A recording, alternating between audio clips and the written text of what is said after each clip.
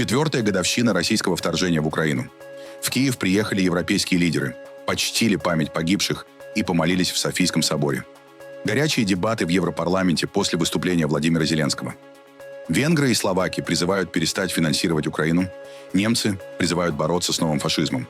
Еще не все цели достигнуты в Украине, заявили в Кремле.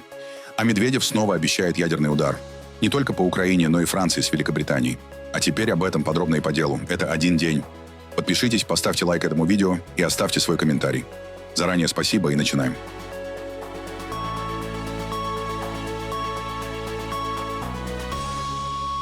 Сегодня в Украине 4-я годовщина начала полномасштабного вторжения России. Утром в Киев прибыли лидеры Европейского Союза. На вокзале их встретил министр иностранных дел Украины. Гости приехали, чтобы поддержать страну в День памяти и солидарности. Позже президент Владимир Зеленский вместе с европейскими лидерами принял участие в церемонии в Софийском соборе. Священники разных конфессий и военные капелланы читали молитвы за погибших военных и мирных жителей. Ровно в 9 утра по всей стране прошла минута молчания. Движение на улицах остановилось. Люди замерли, а из громкоговорителей зазвучал метроном. В Киеве солдаты опустили боевые флаги. Прохожие склоняли головы. Многие не скрывали слез. Эта традиция появилась весной 2022 года по указу президента и теперь закреплена в законе. Минуту молчания обязаны объявлять по всей стране. На телевидении, радио и в государственных учреждениях. 4 года войны унесли жизни сотен тысяч военных по обе стороны фронта и десятков тысяч мирных жителей Украины. Города разрушены ударами ракет и дронов. Украинцы признаются, они не ожидали, что война продлится так долго. Кто-то верит, что конец уже близко, кто-то готовится к долгой борьбе. В 4-ю годовщину начала полномасштабной войны президент Украины Владимир Зеленский впервые показал бункер, в котором провел первые дни вторжения. В Киеве он возложил цветы к стихийному мемориалу и записал обращение к стране. Зеленский говорил о цене войны, о сопротивлении и о том, что Украина сохранила свою независимость и государственность. Он подчеркнул, что страна стремится к сильному и справедливому миру, и что итоги войны не должны обесценить принесенные жертвы. После этого президент сделал личное заявление о важности международной поддержки и о том, как важно увидеть происходящее в Украине своими глазами. Я очень хочу однажды прийти сюда вместе с президентом Соединенных Штатов. Я точно знаю, только приехав в Украину и увидев все своими глазами, нашу жизнь и нашу борьбу, почувствовав наш народ и всю глубину этой боли, только тогда можно понять, о чем на самом деле эта война. И из-за кого, кто здесь агрессор и на кого нужно оказывать давление. Что Украина защищает жизнь, борется именно за это. И что это не уличная драка, это нападение больного государства на суверенное. И что Путин — это и есть эта война. Он — причина ее начала и препятствие к ее окончанию. И именно Россию нужно поставить на место, чтобы был настоящий мир. Президент Украины Владимир Зеленский выступил перед Европейским парламентом по видеосвязи и попросил поддержать кредит в размере 90 миллиардов евро, назвав его реальной финансовой гарантией безопасности и устойчивости страны. И сегодня мы должны быть столь же решительными и сильными, какими мы были, когда началось вторжение. Угроза не стала меньше. Да, мы сдерживаем Россию, но мы еще не гарантировали безопасность.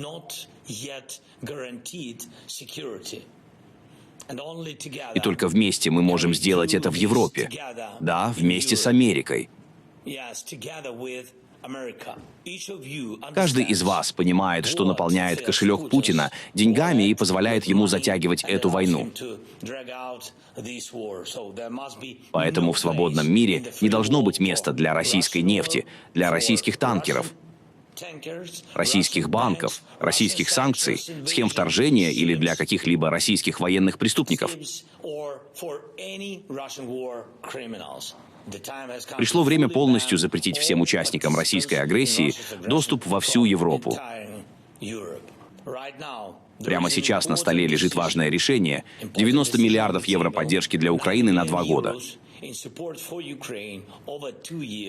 Это реальная финансовая гарантия нашей безопасности и нашей устойчивости, и оно должно быть реализовано. И я благодарю всех, кто работает над тем, чтобы это произошло. Спасибо вам всем. Каждый результат, которого вы добиваетесь, это линия, которую Путин не может пересечь. Спасибо вам за все эти годы. Огромное спасибо. Слава Украине! Слава Україні!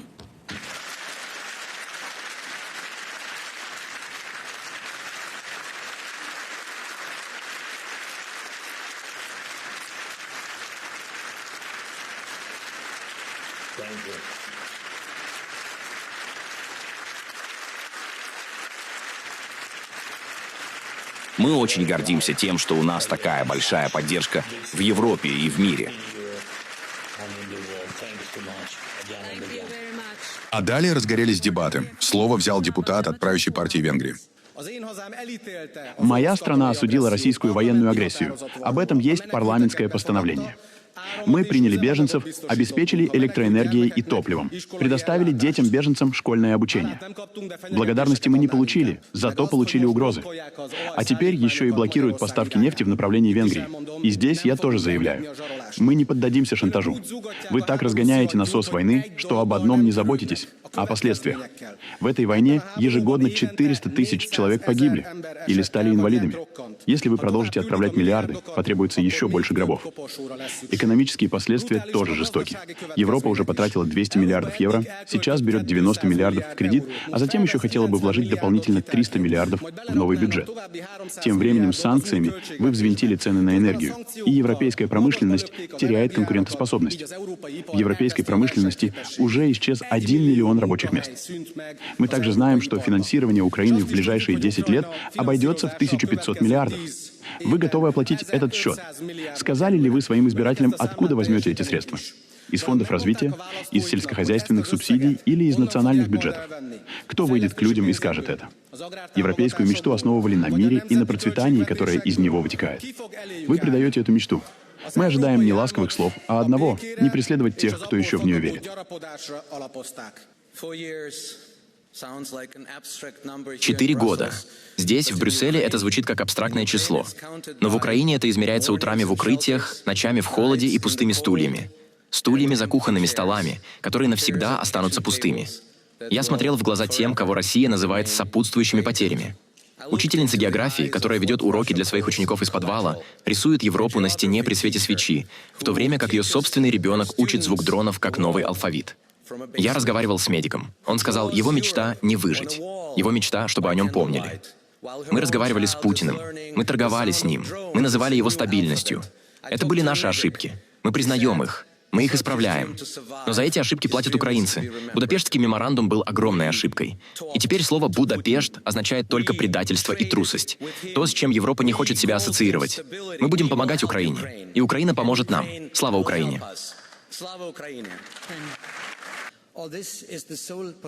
Это исключительная политическая ответственность безжалостного диктатора в Кремле, который начал второе фашистское нападение вслед за нацистской оккупацией 1941-1944 годов. Наше возмущение направлено не только против Путина, но и против его почитателей, приспешников и военных спекулянтов внутри ЕС, таких как Орбан и Фицо. Ваше позорное поведение войдет в европейские учебники истории, заклеймив вас коллаборационистами и марионетками, даже без оккупации. Украинцы — первые, кто хочет немедленного окончания этой войны. Однако Путин не чувствует военного давления, единственного аргумента, который мог бы привести его к серьезным переговорам. Позиция Трампа вызывает сожаление. Оказывать давление на жертву, а не на агрессора, значит воодушевлять Путина. Нам, европейцам, необходимо укреплять гражданскую устойчивость и оборонные возможности Украины. Нам нужно поставить больше систем противовоздушной обороны и средств дальнего удара, чтобы парализовать производство российского вооружения и стратегическую транспортную инфраструктуру. Нам необходимо предотвратить беспрепятственный проход через датские проливы этих нефтяных танкеров под флагами преимущественно малых островных государств, поскольку Копенгагенская конвенция 1857 года предусматривает свободу прохода только для судов государств-подписантов. Наши гарантии безопасности для Украины должны быть предельно ясными, вступающими в силу немедленно после окончания состояния войны и полностью охватывающими содержание статьи 42.7 договора ЕС. Это должно идти рука об руку с надежным процессом интеграции страны в Европейский Союз. Украинцы, вы не одни. Предатели с Москвой. Мы с вами.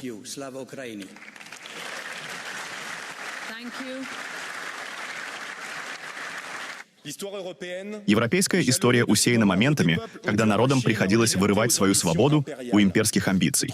Наш континент знает цену независимости, и именно поэтому украинское дело не является для Европы чужим. Оно затрагивает самую суть того, кто мы есть. Да, Украина должна иметь возможность выстоять и вести переговоры с позиции силы. Да, Европа должна способствовать ее способности к сопротивлению, логистической и гуманитарной поддержкой. Но наш долг двойной — поддерживать Украину, не ослабляя надолго наши собственные нации, потому что ослабленные европейские государства не принесут пользы никому, ни самим себе, ни Украине. Финансовые механизмы, запущенные без исключительно европейского приоритета в закупках вооружений, гарантированные кредиты, которые, как мы знаем, никогда не будут возвращены, а также перспективы ускоренного расширения, вызывают законные вопросы в общественном мнении, во Франции в частности. Мир, к которому мы стремимся, не будет ни отказом от Украины, ни бесконечным продолжением войны на истощение. Этот мир предполагает более сильные европейские нации, способные взять на себя собственную оборону, дипломатически противостоять Путину, не завися от настроений Вашингтона. Он предполагает Европу наций, способную защищать свои границы, свое сельское хозяйство, свою промышленность.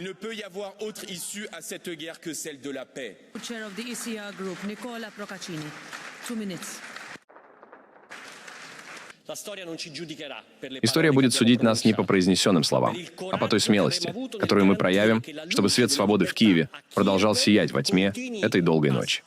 Видите ли, я не упрекаю тех, кто слева в этом зале, подобно Владимиру Путину, прославляет культ Сталина, который посвящает ему статуи и аэропорты, и сожалеет о распаде Советского Союза. Я упрекаю тех, кто называет себя правыми, и при этом не испытывает восхищения перед жертвой народа, который показывает всему миру, что значит любовь к родине. Мужчины и женщины, пожилые люди на фронте, дети, которые ходят в школу под землей. Они уже 4 года сопротивляются вторжению армии, в 5 раз превосходящей их по численности. Армии, которая была вынуждена опустошать тюрьмы, вербовать тысячи наемников и даже получать солдат из Северной Кореи. Но украинцев это не сломило. Я не знаю, как и когда закончится эта война. Но я знаю, что история воздаст должное украинским патриотам и посмотрит с презрением на тех, кто сегодня отворачивается от Украины, от свободы и от чувства чести. Президент Владимир Зеленский выступил здесь очень трогательно, но нужно сказать и то, что в последнее время он ведет себя крайне неблагодарно, и у него нет проблем с тем, чтобы наносить ущерб странам, которые помогали украинцам спасаться от войны. Немцам был уничтожен газопровод Nord Stream. Словакам и венграм в прошлом году прекратили поставки газа, а в этом году нам остановили и поставки нефти. И давайте будем объективны. Не русские прекратили эти поставки, а украинцы. И никто в Брюсселе нас не поддержал. Все махнули рукой на наших предпринимателей, все махнули рукой на наших жителей. Вместо этого вы продолжаете вливать десятки миллиардов евро в один из самых коррумпированных режимов. И вас это не беспокоит.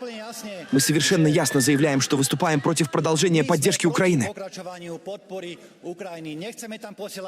Мы не хотим отправлять туда ни дополнительные деньги, ни дополнительное оружие, и не хотим слушать дальнейшую пропаганду. С нас действительно хватит.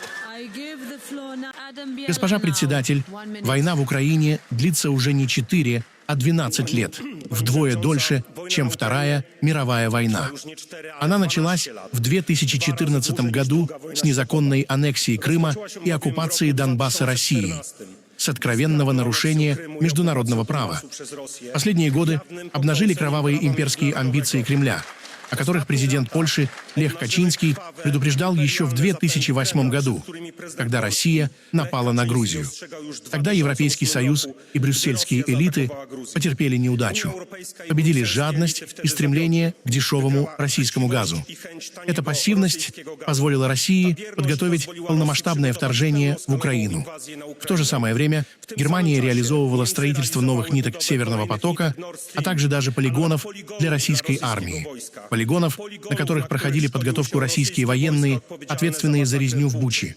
Поэтому у канцлера Меркель и ее сторонников сегодня кровь на руках.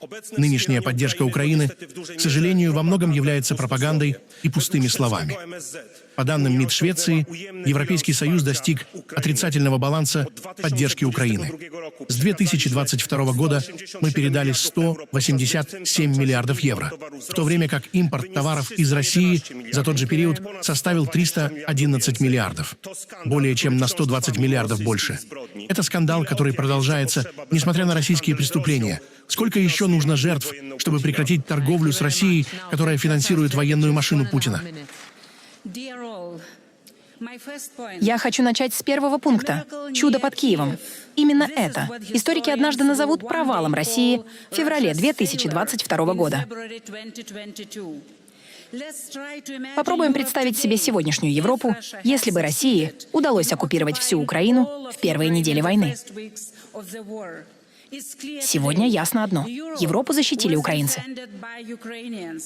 Мы в долгу перед Украиной. Не они перед нами, а мы перед ними. Все люди доброй воли это понимают. Но мне стыдно, что в Европе есть такие люди, как Виктор Орбан. Я верю, что венгерский народ скоро поможет всем нам избавить Европу от этого позора.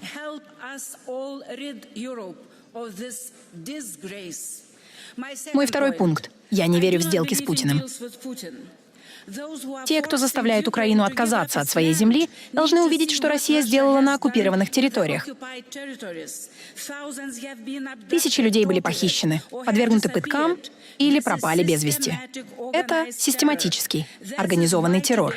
Поэтому сегодня я призываю вас подписать письмо с требованием признать как минимум две структуры, совершающие преступления в Украине — ФСБ и Росгвардию — террористическими организациями. Мы можем и должны выиграть эту войну против абсолютного зла, имя которому — русский мир. Россия должна быть побеждена и наказана так же, как были побеждены и наказаны нацисты. Слава Украине! В Брюсселе здание Евросоюза сегодня подсветили цветами украинского флага. У штаб-квартир Европейской комиссии, Совета ЕС и Европарламента вывесили флаги Украины и Евросоюза. Так в столице Европы отмечают 4-ю годовщину начала войны. Также в штаб-квартире НАТО по случаю выступил генеральный секретарь Альянса Марк Рютте и заговорил на украинском.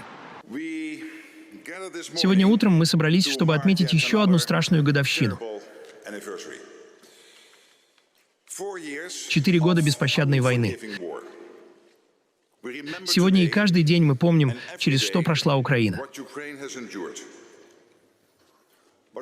Но, отдавая дань памяти погибшим и тем, кто страдает, мы сохраняем надежду, вдохновленные 4 годами непрерывного сопротивления.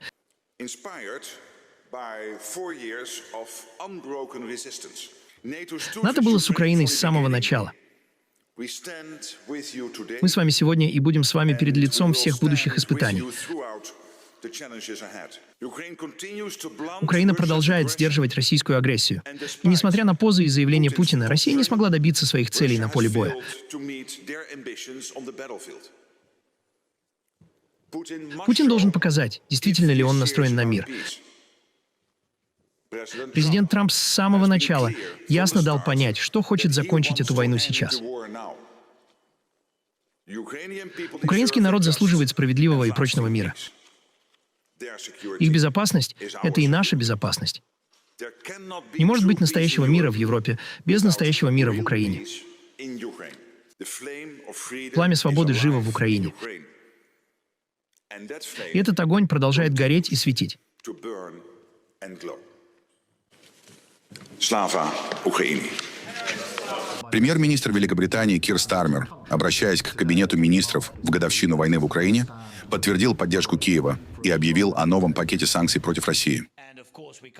Позже в тот же день Стармер возглавил встречу союзников в формате коалиции желающих, где обсуждались дальнейшие шаги по помощи Украине. Что бы Путин ни говорил себе и своему народу, Россия не побеждает, и мы должны с еще большей силой и решимостью сместить повествование в эту сторону. Мы должны продолжать помогать Украине защищать себя и не поддаваться мысли, что раз идут переговоры, значит, нам больше не нужно делать тяжелую работу по поддержке ее обороны. Мы знаем, что Путин тянет время. Мы знаем, что когда речь заходит о переговорах, есть один человек, который стоит на пути прогресса, и это Путин, и никто, кроме Путина. На встрече коалиции желающих Владимир Зеленский призвал союзников сохранить и усилить поддержку Украины, подчеркнув необходимость дальнейшего давления на Россию. Давление на Россию. Так что нам придется усердно работать над 20-м пакетом санкций. Продолжать усилия также с США по тому, что они делают и что делаем мы. И позвольте мне еще раз настаивать на теме теневого флота. Киев упомянул очень хорошие цифры, которые у нас есть. У нас недавно были очень успешные операции. Мы должны быть совершенно ясны. Эта война закончится только тогда, когда Путин поймет, что он не может победить. Именно поэтому мы должны усилить давление на Россию. Мы должны перекрыть Москве финансирование войны. 20-й пакет санкций Европейского Союза как раз и преследует эту цель. В Кремле заявили, что после вмешательства западных стран конфликт в Украине перерос в более широкое противостояние между Россией и Западом. Там также подчеркнули, что боевые действия продолжаются, хотя Москва, по их словам, по-прежнему открыта к политико-дипломатическому урегулированию. При этом в Кремле отметили, что не все заявленные цели пока достигнуты. Специальная военная операция продолжается. Одновременно Россия сохраняет свою открытость для достижения своих целей политико-дипломатическими средствами.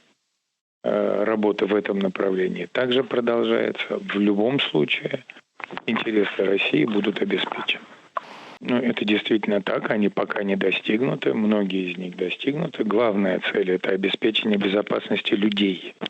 Это обеспечение безопасности людей, которые жили и живут на востоке Украины и которые были действительно в смертельной опасности. И это главное. Но полностью, да, цели еще не достигнуты, поэтому специальная военная операция продолжается. 4 года назад начиналась специальная военная операция против киевского режима, который занимался физическим уничтожением, убийством людей на востоке своей страны. Впоследствии специальная военная операция де-факто после прямого вмешательства в этот конфликт стран Западной Европы и Соединенных Штатов Америки превратилась в гораздо более масштабное противостояние России и стран Запада, которые вынашивали и по-прежнему вынашивают цель по сокрушению нашей страны. К слову, Дмитрий Медведев, секретарь Совбеза России, пошел дальше и заявил, что в случае передачи Украине ядерных технологий удары могут быть нанесены не только по украинской территории, но и по странам-поставщикам. При этом никаких подтвержденных данных, кроме слухов, которые разгоняет российская пропаганда, о подобных планах со стороны западных стран по-прежнему не приводится. Ответ на вопрос РТ о планах Франции и Великобритании передать Украине ядерное оружие. Скажу очевидную и жесткую вещь. Информация СВР о намерении Франции и Британии передать киевскому нацистскому режиму ядерные технологии радикально меняет ситуацию. И дело тут не в разрушении ДНЯО и еще чего-то там в международном праве. Это прямая передача ядерного оружия воюющей стране. Не может быть и тени сомнения в том, что России при таком развитии событий придется использовать любое, в том числе нестратегическое ядерное оружие, по целям на Украине, представляющим угрозу нашей стране, а в случае необходимости и по странам-поставщикам, которые становятся соучастниками ядерного конфликта с Россией. Это тот симметричный ответ, на который имеет право Российская Федерация. Американское издание Bloomberg сообщает, что спустя 4 года после начала войны попытки запустить мирный процесс фактически зашли в тупик. По данным журналистов, президент Дональд Трамп хотел бы добиться соглашения о прекращении войны в Украине к 4 июля, к 250-летию независимости Соединенных Штатов. Однако переговоры продвигаются крайне медленно. В Вашингтоне и среди союзников США рассчитывают на сделку к этой символической дате. Но, как отмечает Bloomberg, пока нет признаков, что Владимир Путин готов согласиться на компромисс, который не учитывал бы его ключевые требования. В результате боевые действия продолжаются, а перспективы быстрого политического решения остаются неопределенными. Мексиканские военные продолжают дежурить в районе штата Халиско, где прошла крупная операция против одного из самых известных лидеров картеля, известного как Эль Менчо. Территория остается под охраной. На дорогах работают патрули армии и Национальной гвардии. Власти сообщают, что обстановка постепенно возвращается к норме после напряженных выходных. В регион дополнительно направили войска, чтобы усилить безопасность. Жители и туристы внимательно следят за ситуацией, а правительство называет произошедшее важным шагом в борьбе с организованной преступностью. При этом в стране надеются, что дальнейшей эскалации удастся избежать.